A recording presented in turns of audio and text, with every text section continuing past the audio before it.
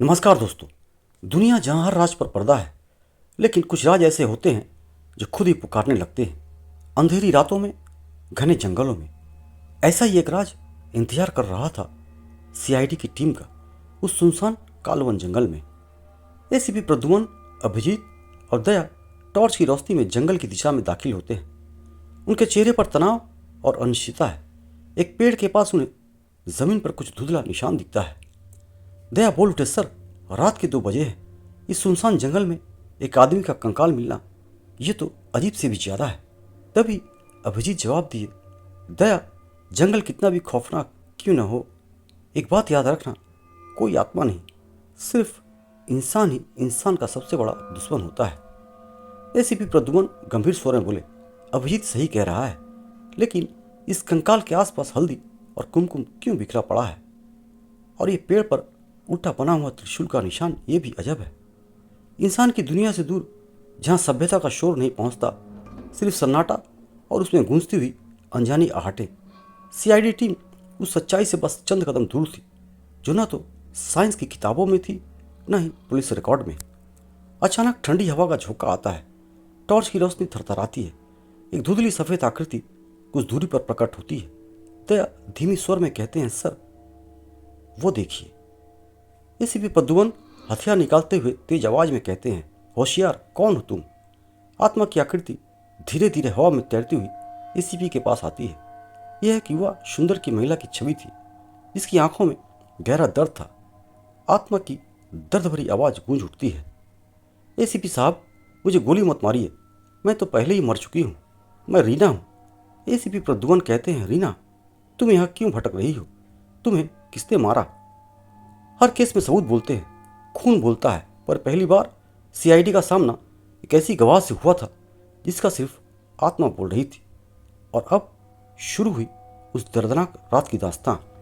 आत्मा की आवाज बोल उठती है, आज से 2 साल पहले मैं और सौरभ, मेरा पति, शहर की भागदौड़ से दूर यहाँ एक रिसोर्ट बनाने का सपना देख रहे थे। सौरभ ने अपनी सारी जमा पूंजी लगा दी थी, लेकिन मेरा उस इलाके का सबसे बड़ा जमीन का सौदागर, वो हमारी जमीन हड़पना चाहता था।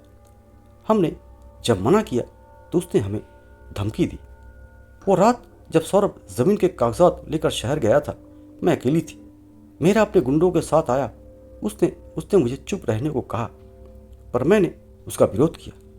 मैंने उन्हें रोकने की कोशिश की और फिर उसने मुझे मारकर मेरा शरीर इस पेड़ के नीचे दफना दिया और यहाँ जंगल में अफवाह फैला दी कि यह एक शापित जगह है, ताकि कोई यहाँ ना आए और उनका रिसोर्ट बनाने का रास्ता साफ हो जाए। अभिजीत गुस्से में आकर बोल उठा, शैतान, उस मेहरा ने अपने गुनाह पर पर्दा डालने के लिए अंधविश्वास का सहारा लिया। दया मुट्ठी भींच कर कहते हैं, सर, इसका मतलब ये हल्दी और कुमकुम और त्रिशूल का निशान, ये मेहरा ने ही यहाँ लगवाया था ताकि लोग डरे। एसीपी प्रद्युमन गंभीरता से आत्मा की तरफ देखकर कहते हैं, रीना, धन्यवाद, तुम्हारा दर्द, तुम्हारी चीख अब हमें सुनाई दे रही है। हम मेरा कहाँ मिलेगा? रीना बोल उठी, वो अब भी यहीं आसपास है।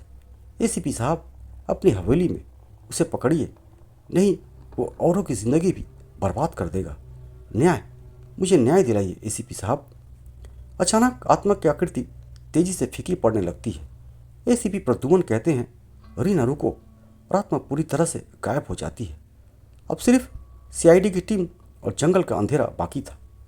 सीआईडी की टीम को अब सबूत नहीं चाहिए था, उनके पास थी उस आत्मा की आवाज़ जिसने उन्हें अपराधी का नाम बता दिया था। सीआईडी की टीम मीरा की हवेली पहुंचती है और मीरा की सीआईडी टीम डर दबोच लेती है। मीरा के चेहरे पर डर साफ दिखता है। एसीपी प्रद्युमन पिस्तौल दिखाते हुए बोले, मेरा, तुमने अपने लालच के लिए एक मासूम औरत का कत्ल किया और फिर उसे एक आत्मा का साया बनाकर जंगल में भटकाने की कोशिश की। अब बोलो, चुप क्यों हो गए? मेरा थरथराते हुए अपना जुर्म कबूल करता है। सीआईडी की टीम ने एक बार फिर साबित कर दिया कि दुनिया में सबसे खतरनाक चीज कोई भूत या आत्मा नहीं, बल्कि इंसान का लालच है। उस जंगल की आत्मा को आज न्याय मिला और मेरा को मिली उसकी किए की सजा।